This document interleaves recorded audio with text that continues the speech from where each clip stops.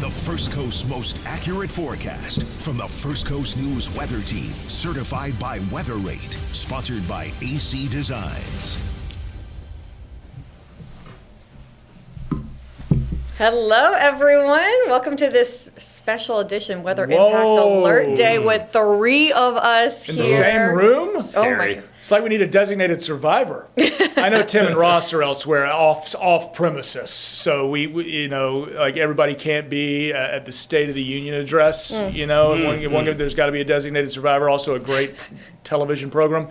Yeah, they're off site right now, so they're safe in case something happens in this wonderful digital room. I love this about the digital, that we could all get together. We could just talk about whether we are together, despite the 3 of us. Robert, Lee, and Lou. Lee, weather impact alert today, so kind of watching that. And Robert is going to be into the elements. He's got the rain jacket. Favorite part of my job, you know, get my degree, 20 years of experience, and still go outside, stand in the rain. 100%. Hey, listen. That's why I like weather. That, like, the whole reason why you get into meteorology is to do that. So Absolutely. let's go. Who, you know, and listen, if I may, who's making those big bucks in the industry? It's Jim Cantori. Oh, that's true. And that man could stand in front of a green screen. I don't think we're going to get any thunder snow around here, though, today. Not today. Maybe not quite thunder snow, but cool, wet, dreary type of day, right? Yeah. Absolutely. Hence the weather impact alert. So that's why we've been talking about this all week, for a week. And so we've seen this rain event coming, and that's what we're going to regale you with today. We're going to show you some radar, show you some live pictures around the First Coast where it is the worst right now, and then we're going to show you why it's happening, what's going to be happening down the road too. So we're going to have some forecasting fun here as well. But in the meantime, what a sloppy morning on Good Morning Jacksonville for the morning commute. We had accidents left and right on the interstates. It's just, I know you're a great driver, and if you're watching this, I know you're perfect. It's the other guy, right? It's always the other guy, so you got to watch out for them on these commutes. That morning commute side of things over. Hopefully, if you're at work or if you're working from home, wherever you're watching us, safe and sound, and you had no issues, you're not late, and that annual review process you've got to go through soon does not include a tardy because of the weather. But a couple of waves happening right now. In fact, we're getting into a little dry area around the First Coast as we scan and pan around our region, and a big wave, a big heavy downpour just kind of exiting our beach, and this was right over the 95 corridor up through Glenn County. Now we can see over towards Brantley, western Glenn County right now, still kind of getting those downpours heading over. I-10 is our corridor though, guys. I think that's what I want to be talking about a good bit, especially rainfall totals that we could get, you know, the second line that's coming out of the Gulf over the course of this whole event. Parts of the I-10 area could get that max level of, I think, 2 inches is what we've been talking about, Lee, Robert. So, yeah, the morning, when we start our time lapse, right in that morning commute, boom, time frame, you got to be at work at 9, you were underneath it. Downtown was a sloppy mess, but a lot of us were, guys.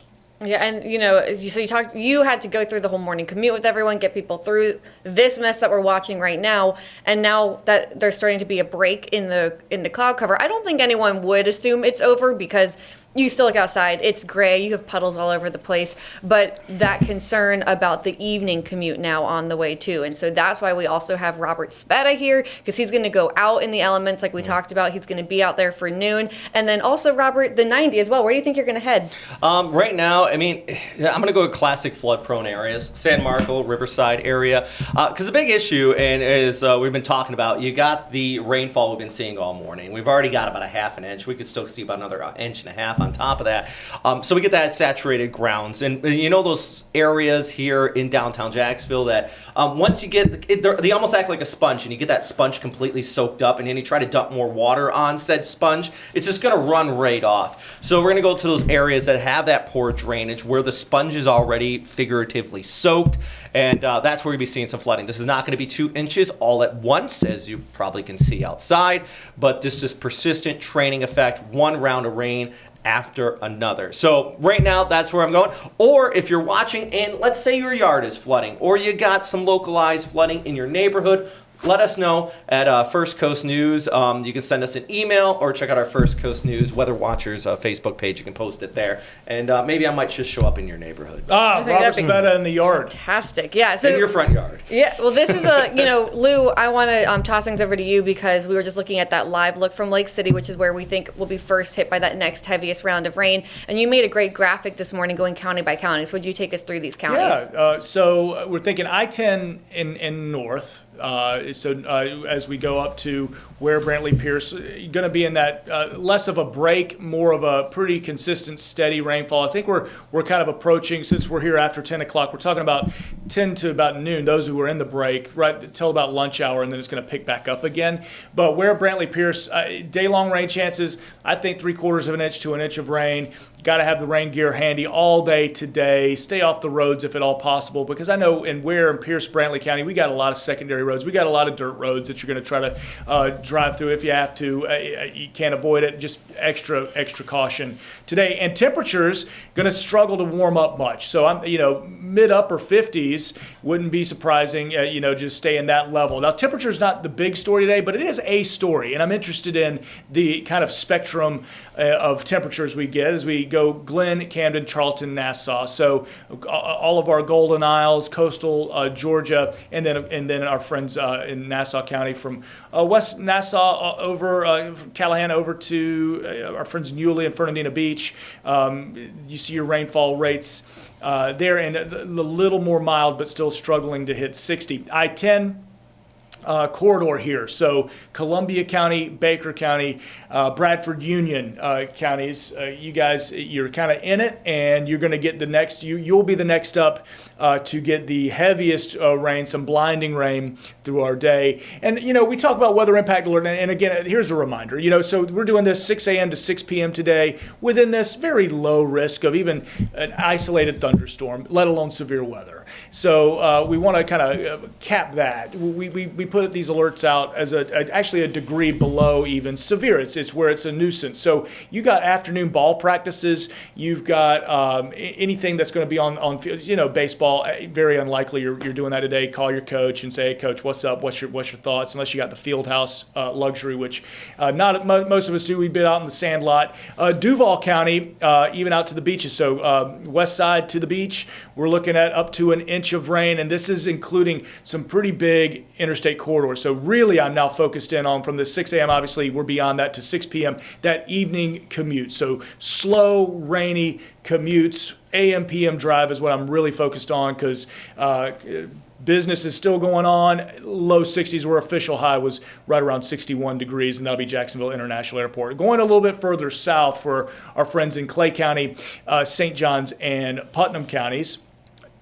Let me zero in on St. John's for just a moment because, of course, 95 corridor. So we're talking about getting off at the 210 exit, Old St. Augustine Road from 210, their racetrack road, your big interchanges on 95 that people are going to be coming home in this, right? So getting to County Road 210, the IGP exit, man, that's going to be busy. And you just know that stretch from County Road 210, for some reason, even on fair weather days, that stretch of just straight road, I guess people just drive fast, all the way down beyond 16 to 207 to 206, and even the last exit of St. Johns County, there's just wrecks nonstop, right? And so I'm not putting it in the atmosphere. I'm just saying, let's be prepared for that. Slow down mentally today. And if you think about a couple of back roads, maybe today's the day you want to take 13 home, or you want to take Phillips Highway home, though I think there's going to be some backups there too. Sliding to Clay County and Putnam County, though,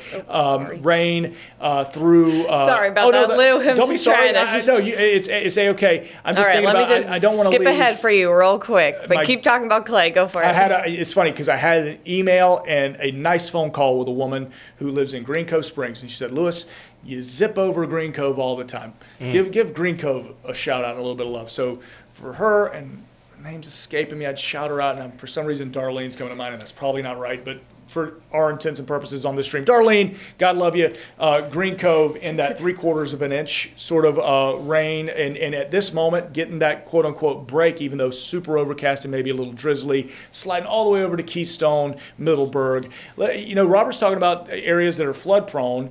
Middleburg certainly with Black Creek, one of those low-lying areas that you may key in. I'm not telling Robert where he needs to go. He knows better than anybody. Well, I think like with Black Creek area too, you got to remember that the flood threat for them may not be right now, true. Right. but more so tonight and tomorrow as everything kind of drains into the river there. For sure. That's something you're going to be watching out for those areas. So kind of multifaceted impacts with just persistent rainfall. But on top of that, I mean, we haven't got a lot of rain recently too, so a lot of this is kind of beneficial.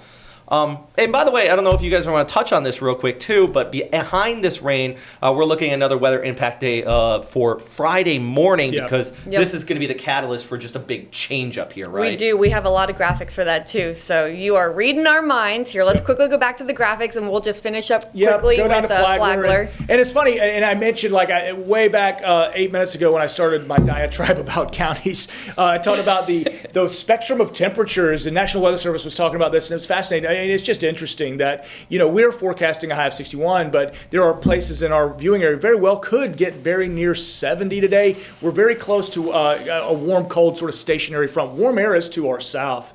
And we've also more or less got this trough with this low pressure that is causing our training. It's a very interesting synoptic setup. But for our friends in Flagler County, not as much rain. Half inch may actually be pushing it if you're watching us, say, in Palm Coast today. So there's our counties, and Lee, our big weather impact alert graphic here.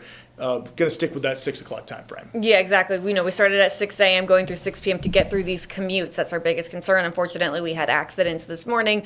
We are concerned about our evening commute as well, and that's also why meteorologist Robert Spett is joining us now, and will be out there today through the 6 o'clock commute as well, watching the 6 o'clock hour. Widespread rain. So right now, some of you are getting a break from that rain, but more rain is on the way. Another wave is coming out of the west, so that is why we do expect more rain again during that evening commute time. So please today, if you haven't stepped outside yet, maybe you're working from home or you have the day off, whatever it is you do.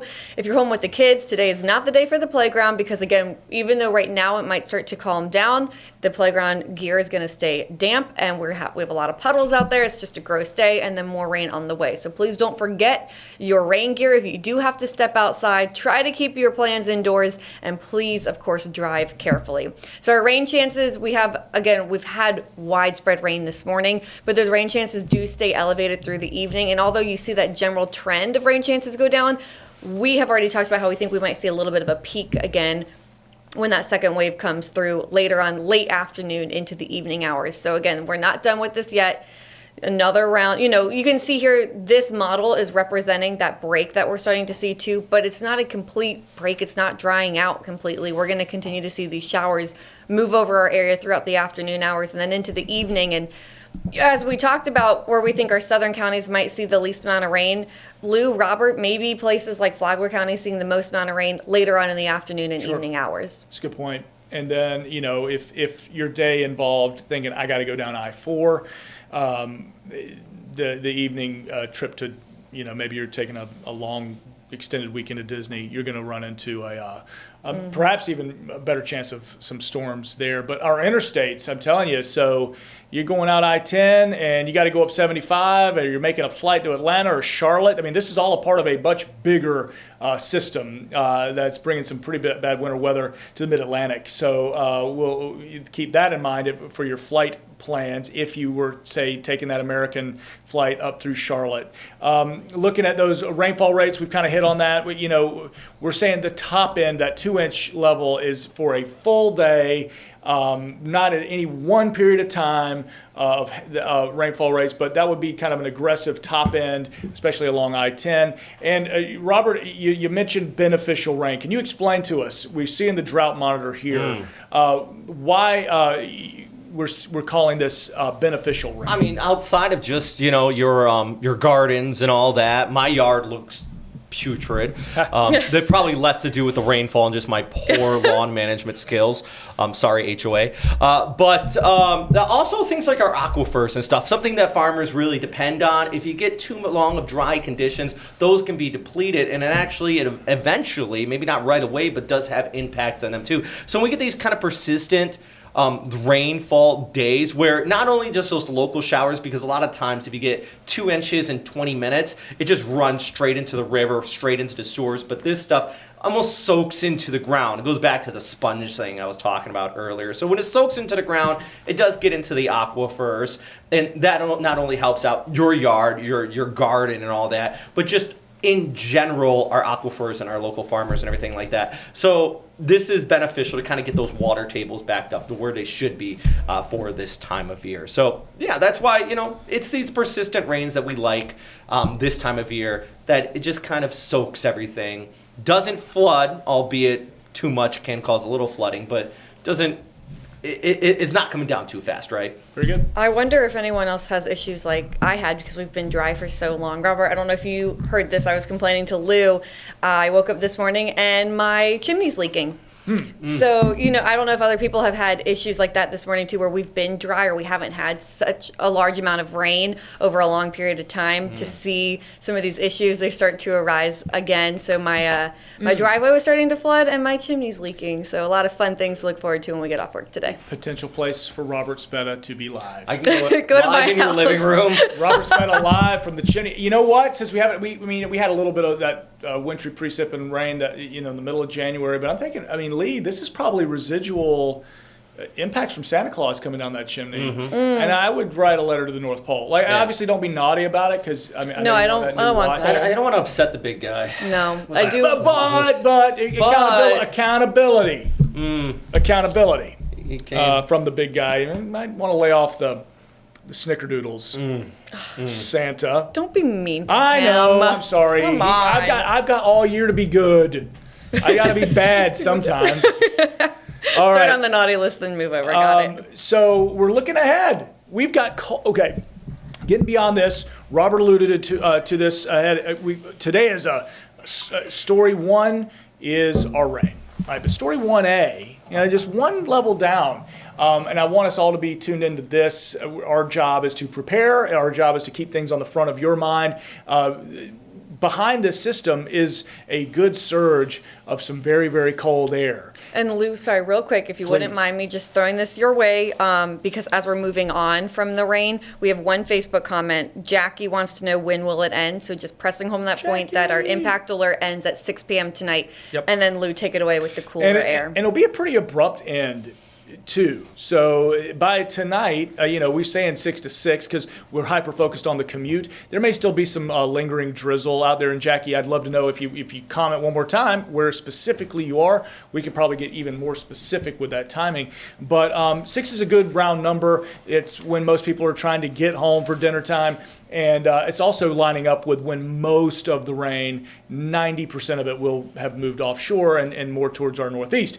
So we'll watch that very carefully. And then the abrupt end ushers in some pretty strong northwest winds. And we remember kind of those northwest winds. Think if we're in Jacksonville, those are winds coming from the vicinity of Atlanta and coming from cold places that have cold temperatures already. So that cold blowing in some cool air. Thursday, we're going to struggle to get to the mid and upper 50s. Now, morning time will be layer up weather at 42, but that's not going to be the coldest that we get. In fact, some of the coldest temperatures we've had since our January outbreak of frigid temperatures is going to happen Friday. So notice our dawn temperature of 31, 32, that freeze point. We're going to see a lot of us will have a freeze. In fact, so we've got the freeze watch in place. I'm trying to think, have we gone up to the freeze warning timing yet? I guess we haven't quite gotten there yet because we're Wednesday and we're talking about Friday morning. So no, that wouldn't have happened, but we will. And so a good portion of our area in that freeze watch,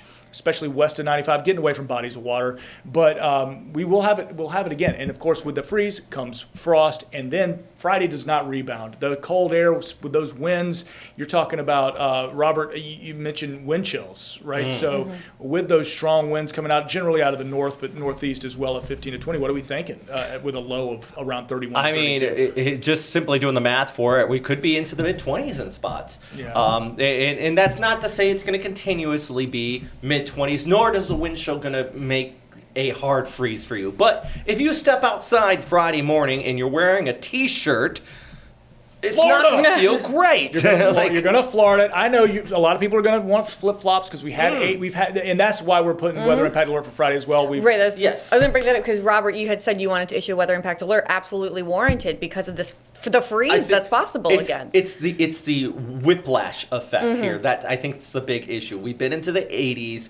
We're getting that rain today, and then in a couple days, a lot of people already may have started planting. They're getting a little ambitious here, especially after a nice rain. And there's a potential, maybe not near the beaches, but for a good portion of the first coast of at least a frost, right? And then you're talking about the wind chill. A lot of people put those winter jackets away. They're going to go out in the shorts and the flip-flops and be surprised a little here by Friday morning. Yes, and you said, maybe not at the beaches with the frost, but it's breezier right along the coast too. So then, as you mentioned, the wind chill's even worse. And, I don't have kids, so I can't speak to this, but you two do. And I know a lot of kids will fight to wear their jackets. And I assume Friday morning is one of those days that you got to just struggle to get them in that jacket, but they have to. I don't know. My son's weird. He wears a winter hat in August. Oh, he's like me. I'm cold all the time. He's like, aren't you dying? No, I'm good. It's fashion, okay, Dad? Yes. Fashion. He'll be warm. Good. Yeah, my kid's my older child. It's his birthday today, by the way. He's 12. Happy birthday! I had to interject that. He's a biker. He's one of the walker bikers in the neighborhood. And so it's mornings like today where my wife and I are texting constantly. I know everybody at home with school-age kids doing the same things. Like, do I take them today if they're a biker? Should I just drop them off? Do I have time to do that? It's that scramble. So hopefully you had the heads up. The rain was coming. You knew. I'll probably drop them off at school today. But, yeah, we will highlight Friday in red.